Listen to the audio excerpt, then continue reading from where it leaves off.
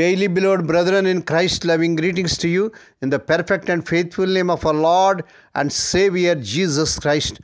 Today, January 16th, 2025, Thursday, Holy Trinity Church Ministries presents Daily Manna. Today's subject, the church. The church. Now let us open our Bibles and read a verse from Ephesians 5th chapter 25th verse. Christ loved the church and gave himself for her. May God add his blessings through the reading of his precious word.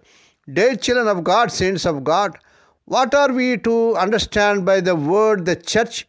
That the Lord Jesus Christ loved so much that he gave himself for her. It is neither a particular group of Christians for any particular Christian religious system or fellowship. By the word the church, the Bible means the entire body of true believers. God does not only look upon individual Christians. He also sees all the redeemed collectively. Different expressions are used in his word to describe and illustrate this corporate sense.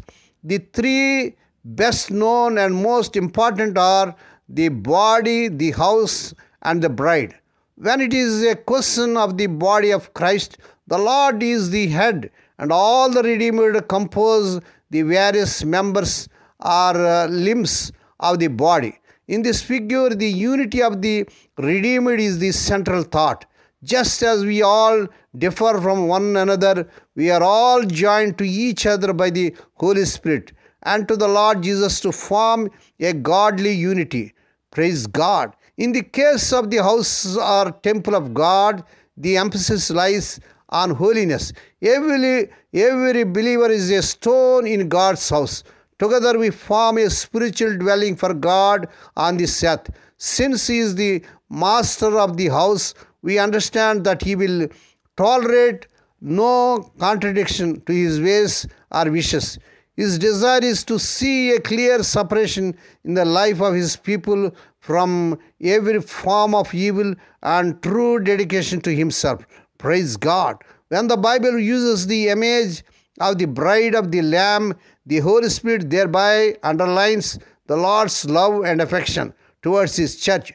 Do we return that love with devotion and obedience, dear child of God?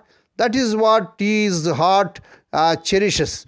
May God bless these few words. Now let us pray. Dear Heavenly Father, Holy Father, we thank thee and praise thee for this perfect morning thou hast given to us to come to thee and to meditate upon thy word. Bless those who are listening daily and regularly.